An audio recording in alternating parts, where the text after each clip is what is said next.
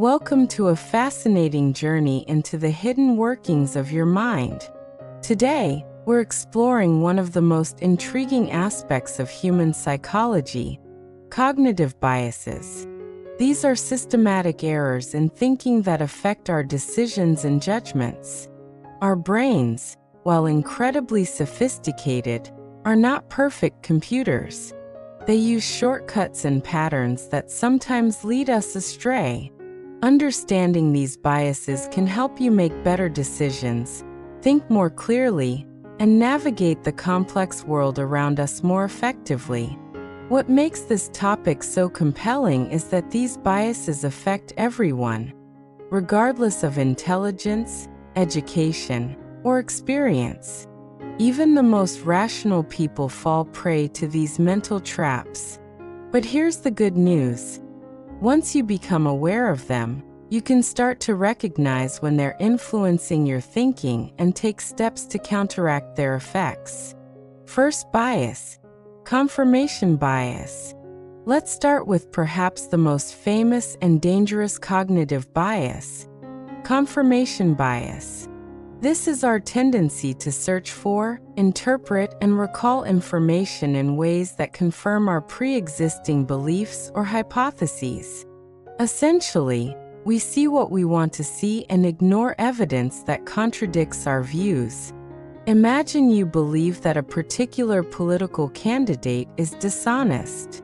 When you read news articles, you'll unconsciously pay more attention to stories that support this belief while glossing over positive coverage. You might even interpret neutral information negatively. If the candidate donates to charity, you might think, they're just doing this for publicity. This bias is particularly dangerous in our digital age. Social media algorithms feed us content that aligns with our existing preferences, creating echo chambers where our biases are constantly reinforced. This can lead to polarization and make it increasingly difficult to have meaningful conversations with people who hold different views. Research by psychologist Peter Wason demonstrated this bias elegantly with his famous 2-4-6 task. Participants were told that the sequence 2-4-6 follows a specific rule, and were asked to discover it by proposing other sequences. Most people hypothesized that the rule was increasing by 2, and then only tested sequences that confirmed this hypothesis, like August 10th, 12. The actual rule was simply any increasing sequence.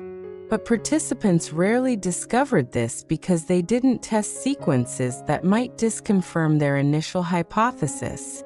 To combat confirmation bias, actively seek out information that challenges your beliefs.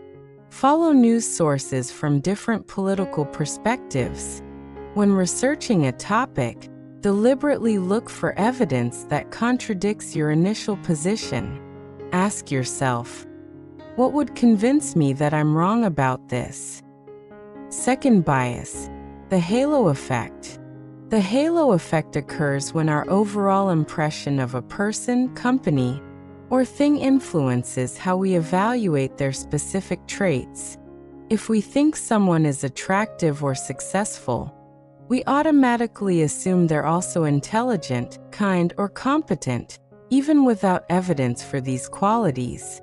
This bias was first identified by psychologist Edward Thorndike in 1920 when he noticed that military officers who were rated highly on one quality were also rated highly on completely unrelated qualities. Modern research has shown this effect is incredibly powerful and pervasive. Consider how this plays out in job interviews. If a candidate arrives in an expensive suit and speaks confidently, interviewers might unconsciously rate them higher on technical skills, even before assessing those skills properly. Similarly, if a company has a sleek, modern website, we might assume their products are higher quality than those of a company with a dated website, regardless of the actual product specifications. The halo effect also explains why celebrity endorsements are so effective in marketing. When we see a famous athlete promoting a breakfast cereal, we might unconsciously assume the cereal is healthier or tastier, even though the celebrity's athletic ability has nothing to do with nutrition knowledge. In relationships, the halo effect can be both positive and negative. When we're infatuated with someone, we might overlook red flags because their positive qualities create a halo that obscures their flaws. Conversely, if someone makes a bad first impression, we might unfairly judge all their subsequent actions negatively. To minimize the halo effect, try to evaluate different qualities independently. When meeting someone new, consciously separate your assessment of their appearance from your judgment of their competence. In business decisions, create structured evaluation criteria and rate each factor separately rather than relying on overall impressions. Third bias, survivorship bias. Survivorship bias occurs when we focus on successful examples while overlooking failures, leading to false conclusions about what causes success. We see the survivors and winners, but ignore those who didn't make it, creating a distorted view of reality. This bias is named after the World War II analysis of bomber damage. Initially, analysts recommended reinforcing the areas where returning planes showed the most damage. However, statistician Abraham Wald realized this was backwards thinking. The planes that returned had survived despite damage to those areas. The planes that didn't return had likely been hit in more critical areas. Therefore, those undamaged areas on returning planes were actually the most important to protect. Survivorship bias is rampant in business and entrepreneurship. We constantly hear stories about college dropouts who became billionaires, like Steve Jobs or Bill Gates. This might lead us to conclude that dropping out of college increases your chances of business success. However, we don't hear about the millions of college dropouts who struggled financially. The successful dropouts are the rare survivors we notice, while the failures remain invisible. The same bias affects our perception of historical figures, investment strategies, and career advice. We study successful companies and try to emulate their strategies, but we don't analyze the companies that used similar strategies and failed. We read about ancient civilizations that thrived but know less about those that collapsed and left fewer records. Social media amplifies survivorship bias by creating highlight reels of people's lives. We see friends posting about promotions, vacations, and achievements, but rarely about rejections, failures, or mundane daily struggles. This can create unrealistic expectations and feelings of inadequacy. To combat survivorship bias, actively seek out information about failures and negative outcomes. When evaluating a strategy or decision, ask, "What about the people who tried this and failed?" Look for comprehensive data that includes both successes and failures, not just the winners who capture our attention. Fourth bias, availability heuristic. The availability heuristic is our tendency to overestimate the likelihood of events that come easily to mind, usually because they're recent, emotionally charged, or frequently reported in the media. If we can quickly recall examples of something happening, we assume it happens more often than it actually does. This bias significantly affects our perception of risk. After seeing news reports about airplane crashes, many people become afraid of flying, even though statistically, flying is much safer than driving. The dramatic nature of plane crashes makes them more memorable and available in our minds, leading us to overestimate their frequency. Meanwhile, car accidents, being more common and less newsworthy, don't stick in our memory as vividly. The availability heuristic also influences our social judgments. If you've recently encountered several rude people, you might start believing that people in general are becoming ruder, even though your recent experiences aren't representative of the broader population. This can create negative cycles where isolated incidents color our entire worldview. Media coverage greatly amplifies this bias. Rare but dramatic events like terrorist attacks, shark attacks, or lottery winners receive disproportionate coverage compared to more common but less sensational risks like heart disease, diabetes, or car accidents. This skewed coverage makes rare events seem more probable than they actually are. The bias also affects decision-making in business and investing. If a particular stock has been in the news frequently, investors might overestimate its importance or potential, leading to poor investment decisions. Companies might overinvest in solutions to problems that are highly visible but relatively rare, while neglecting more common but less dramatic issues.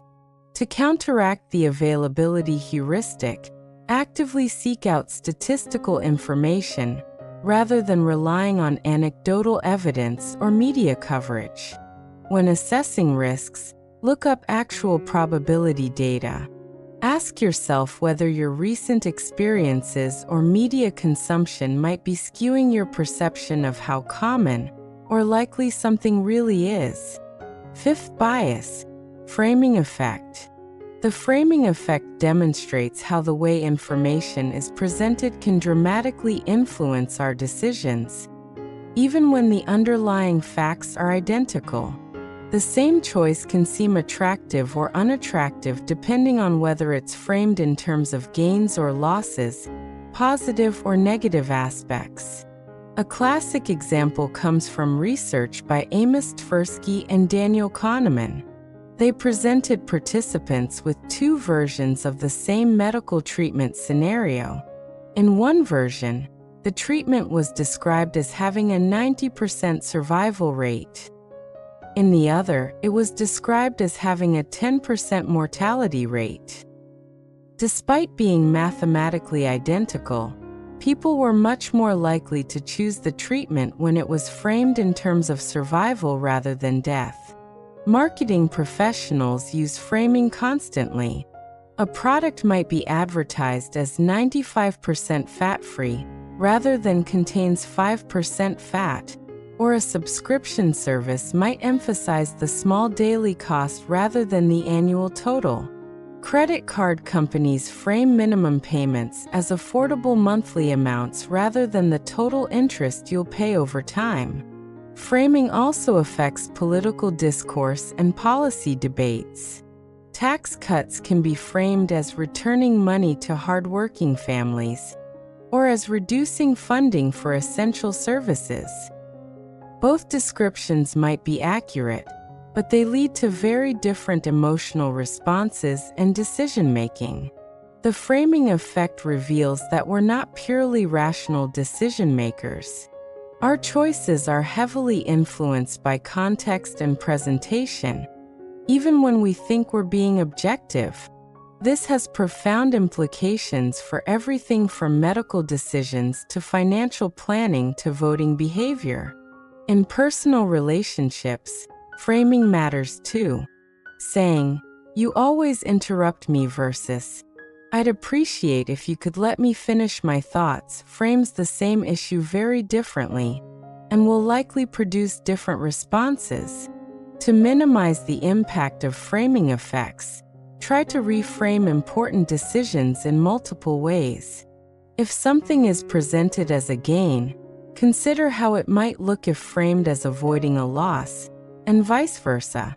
Look for the underlying facts behind persuasive presentations, and consider how the same information might be presented differently by someone with opposing interests.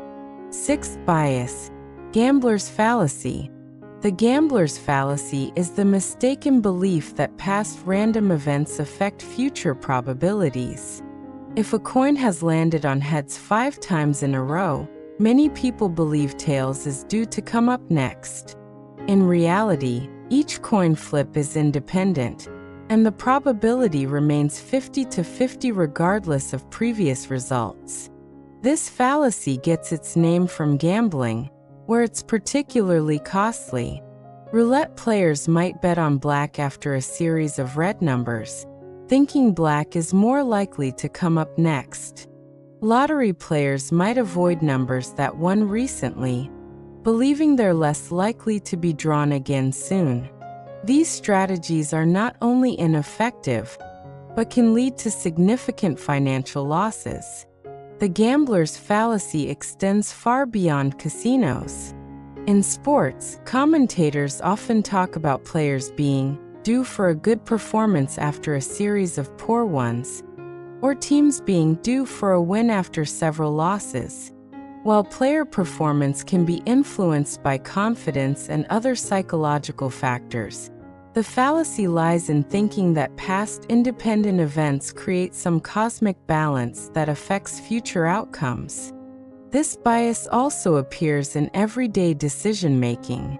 Parents who have had several children of the same gender might believe they're more likely to have a child of the opposite gender next time.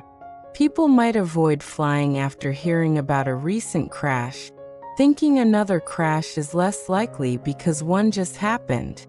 Interestingly, there's also a reverse gambler's fallacy, sometimes called the hot hand fallacy, where people believe that wins increase the probability of future wins. Basketball players and fans often believe in hot streaks, where a player who has made several shots is more likely to make the next one. The underlying error in both cases is misunderstanding how probability works with independent events. Each event stands alone, unaffected by what came before. This misunderstanding can lead to poor decisions in investing, gambling, and other areas where understanding probability is crucial. To avoid the gambler's fallacy, remember that truly random events don't have memory. Past results don't influence future probabilities in genuinely independent situations. However, also recognize that many real-world situations aren't truly independent. A basketball player's confidence might actually be affected by recent success, making some hot streaks real psychological phenomena. 7th bias, hindsight bias. Hindsight bias, also known as the "I knew it all along" effect, is our tendency to perceive past events as more predictable than they actually were. After learning the outcome of an event, we unconsciously adjust our memory of what we thought would happen, making it seem like we always knew the result was inevitable. This bias fundamentally distorts our understanding of decision-making and prediction. When a stock market crash occurs, many people claim they saw it coming, conveniently forgetting their previous optimism. When a celebrity couple divorces, observers often say they knew it wouldn't last, despite having no such reservations when the couple first married. Hindsight bias affects learning and improvement. If we believe we predicted an outcome correctly, we don't examine what we might have done differently or what warning signs we actually missed. This prevents us from developing better judgment and decision-making skills for the future. The bias is particularly problematic in professional settings. After a project fails, team members might claim they anticipated the problems, rather than honestly examining why the issues weren't addressed earlier. This makes it difficult to learn from mistakes and implement better processes. In legal settings, hindsight bias can affect judgments about negligence and liability. Knowing that an accident occurred makes it seem like the defendant should have taken precautions that might not have seemed necessary before the accident happened. Historical analysis is heavily influenced by hindsight bias. We often view past events as inevitable, creating clean narratives that ignore the uncertainty and multiple possibilities that existed at the time. This can lead to oversimplified understanding of complex historical processes. To combat hindsight bias, keep records of your predictions and reasoning before outcomes are known.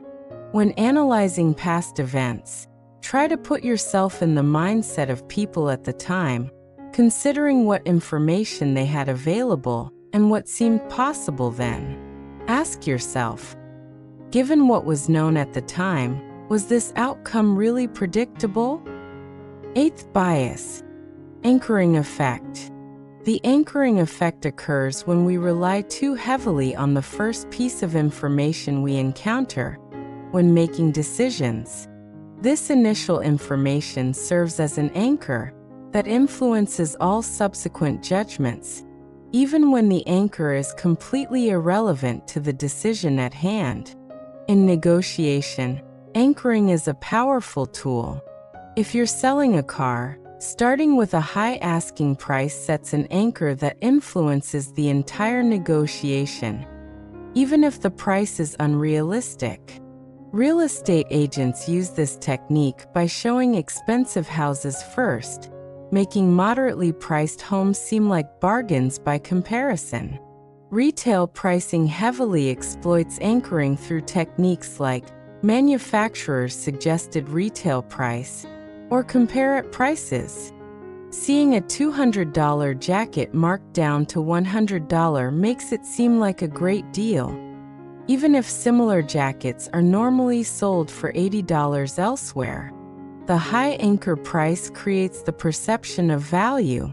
Research has demonstrated just how arbitrary anchoring can be. In one famous study, participants were asked whether Gandhi died before or after age 144, an obviously ridiculous anchor.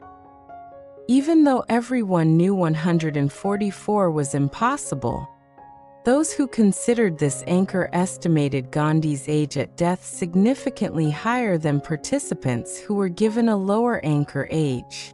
Anchoring affects performance evaluations, salary negotiations, and judicial decisions.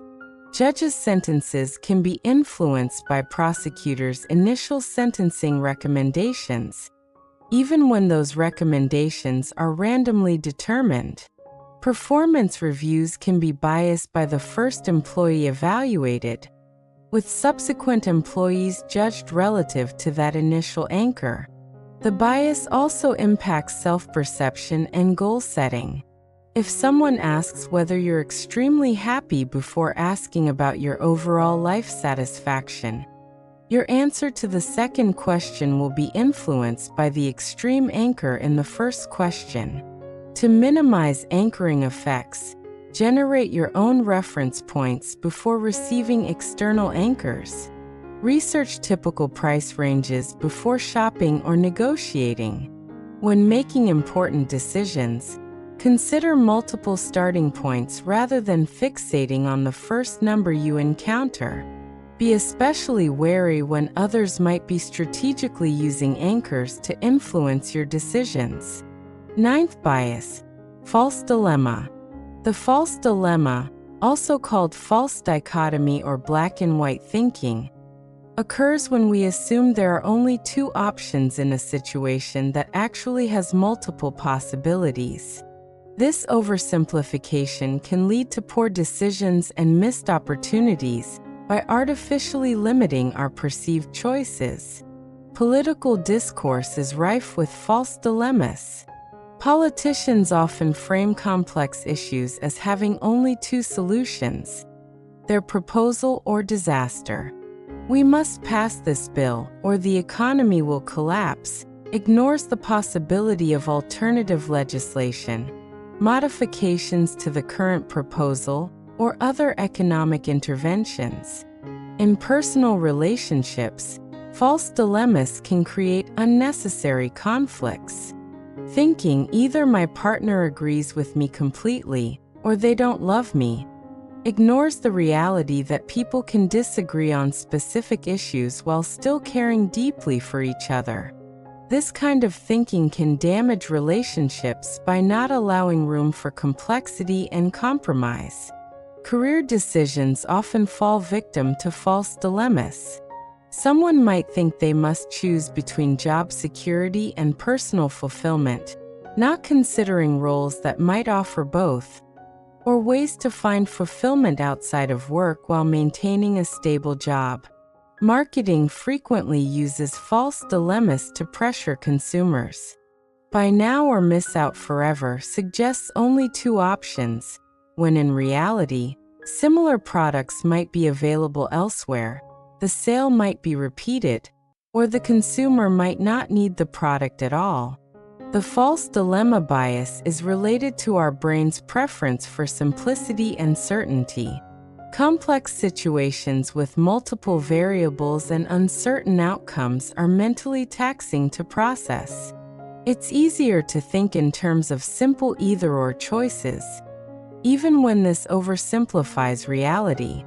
To avoid false dilemmas, actively look for third options when faced with what seems like a binary choice. Ask yourself, what other possibilities exist? Are there ways to combine elements of both options? Is this really an either-or situation? Or am I artificially limiting my options? 10th bias, primacy and recency effects. The primacy effect is our tendency to better remember and give more weight to information encountered first, while the recency effect is the tendency to better remember and emphasize information encountered most recently. Together, these effects show that the timing of information presentation significantly impacts our judgment and memory. In first impressions, the primacy effect is powerful. The initial moments of meeting someone heavily influence our overall opinion of them, and this first impression can persist even when contradicted by later evidence. Job interviewers often make hiring decisions within the first few minutes of meeting a candidate, then spend the rest of the interview unconsciously seeking information that confirms their initial judgment. The recency effect explains why the ending of a movie, book, or experience disproportionately affects our overall evaluation. A mediocre film with a strong ending might be remembered more fondly than a good film with a weak conclusion. This is why speakers are advised to end presentations with their strongest points. In learning and education, these effects influence how we retain information. Students often remember the beginning and end of a lecture better than the middle portions. This has implications for how teachers should structure lessons and how students should organize their study time. Serial position effects also appear in decision-making. When evaluating a list of options, we tend to favor those at the beginning or end of the list over those in the middle. This can affect everything from hiring decisions when reviewing resumes to consumer choices when browsing online catalogs. Political campaigning strategically uses these effects. Candidates want to speak first in debates to benefit from primacy, but also want to make strong closing statements to leverage recency. Campaign managers carefully time major announcements and advertisements to maximize their impact through strategic positioning. Understanding primacy and recency effects can help you make better decisions and present information more effectively. When you need to remember a list of items, pay extra attention to the middle portions. When presenting ideas, put your strongest arguments at the beginning and end. When evaluating options, be aware that position in a sequence might be unduly influencing your judgment. Conclusion: navigating our biased minds. These 10 cognitive biases represent just a fraction of the systematic thinking errors that affect human judgment. Understanding them isn't about becoming perfect decision makers. That's impossible. Instead, awareness of these biases helps us become more humble about our thinking processes and more strategic in how we approach important decisions. The goal isn't to eliminate these biases entirely, which would be both impossible and potentially counterproductive. Many of these mental shortcuts serve useful purposes in everyday life, helping us make quick decisions with limited information. The key is recognizing when these shortcuts might be leading us astray, particularly in important decisions with significant consequences. Developing awareness of cognitive biases is an ongoing process. Start by noticing these patterns in low-stakes situations. Then gradually apply this awareness to more important decisions. Remember that knowing about biases doesn't make you immune to them. Even psychologists who study these effects fall victim to them regularly. The most effective approach is to build systems and processes that help counteract these biases. Seek diverse perspectives, especially from people who might disagree with you. Create structured decision-making processes for important choices. Keep records of your predictions and reasoning. Question your assumptions and actively look for disconfirming evidence. Most importantly, maintain intellectual humility. Our brains are remarkable organs that have enabled incredible human achievements, but they're also products of evolution that contain systematic flaws. Recognizing these limitations isn't a weakness. It's the foundation of wisdom and better decision-making. By understanding how our minds can deceive us, we paradoxically become more capable of using them effectively. We can work with our cognitive architecture rather than against it, making decisions that are more rational, more ethical, and more aligned with our true values and goals. Thank you for joining me on this exploration of the fascinating world of cognitive biases. Remember, the journey toward better thinking is ongoing, and every step of increased awareness makes us more effective at navigating the complex world around us.